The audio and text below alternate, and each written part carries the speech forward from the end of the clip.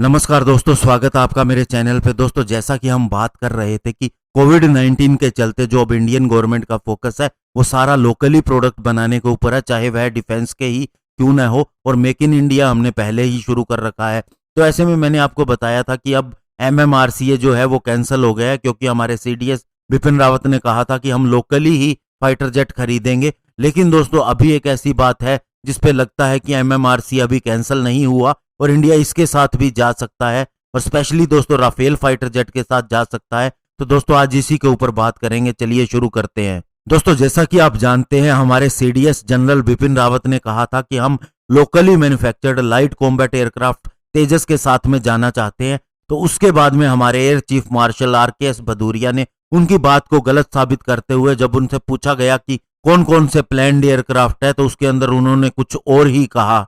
उन्होंने बताया कि हमने जो एयरक्राफ्ट सोच रखे हैं, प्लान कर रखे हैं इंडियन एयरफोर्स के लिए, उसके अंदर 36 राफेल है, 114 मल्टी रोल फाइटर एयरक्राफ्ट है, 100 एडवांस्ड मीडियम कॉम्बैट एयरक्राफ्ट यानी कि AMCA है, और 200 LCA तेजस है, अलग अलग वेरिएंट के। इसके अलावा दोस्तों, ब्लूमबर्ग ने यह भी रिपोर्ट किया है कि chief of the defence staff Bipin Rawat ने यह कहा है कि इंडियन एयरफोर्स की फ्लीट की जो कमी हो रही है फाइटर जेट की, उसको पूरा करने के लिए हम 83 और जेट भी खरीद सकते हैं हिंदुस्तान एरोनॉटिक्स लिमिटेड से, और जो कि तेजस हो सकते हैं डिफरेंट वेरिएंट के। और उन्होंने ये भी कहा था कि ये 40 जो तेजस फाइटर एयरक्राफ्ट है उससे एडिशन के अंदर होंगे, और इसकी टोटल कीमत $6 बिलियन होगी। और इससे दोस्तों इंडियन एयरफोर्स को भी लोकल फाइटर जेट मिलेंगे ज्यादा से ज्यादा, और इसके अलावा इंडिया इंपोर्टर से एक एक्सपोर्टर भी हो सकता है, और स्पेशली दोस्तों लो प्राइस के अंदर फाइटर जेट एक्सपोर्ट कर सकता है। और जनरल रावत ने यह भी कहा कि यह हमारे लिए एक माइलस्टोन बन सकता है कि लोकली मेड वेपन का हम इस्तेमाल करना शुरू कर दें। और इसके अलावा शुरू के अंदर कुछ क्वालिटी प्रॉब्लम भी हो सकती हैं, लेकिन वे ज्यादा लंबे समय तक नहीं रहेंगी। और भदौरिया जी ने यह कहा कि ये जो 114 फाइटर जेट का प्रोजेक्ट है, ये मिडिल वेट कैटेगरी के है, और स्पेशली राफेल क्लास के।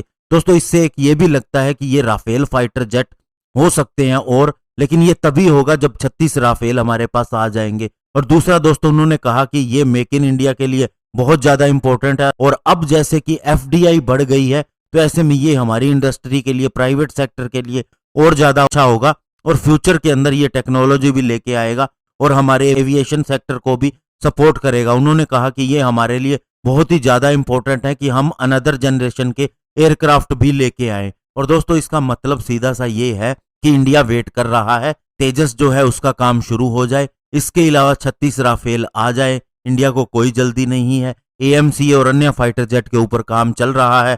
अब जो सबसे बड़ी बात यह है दोस्तों, जैसे ही टाइम बीतेगा 36 राफेल आएंगे तो इंडिया हाथों हाथ उसके साथ अन्य डील भी कर सकता है। तब हो सकता है प्राइस नेगोशिएशन भी हो जाए, क्योंकि फ्रांस को पता है कि अगर अब इंडिया ने नहीं लिए ये फाइटर जेट, तो फिर कोई चांस नहीं है कि उनका कोई फाइटर जेट खरीदा जाए। इसलिए इंडिया भी इस चीज को लंबा लेके जा रहा है, और जब राफेल की डील हो सकती है तो दोस्तों 114 राफेल फाइटर जेट आ जाएं तो ये भी इंडिया के लिए बहुत अच्छा होगा, क्योंकि ये हमारा मीडियम वेट फाइटर अभी आने में काफी समय लगेगा। तो ऐसे में अगर राफेल हमारे पास 114 होंगे तो ये बहुत ही बेटर डिसीजन होगा। और अभी चूंकि फ्रांस के अंदर जो राफेल आ रहा है वो नेक्स्ट जनरेशन का है, तो इंडिया उसके लिए भी डील कर सकता है।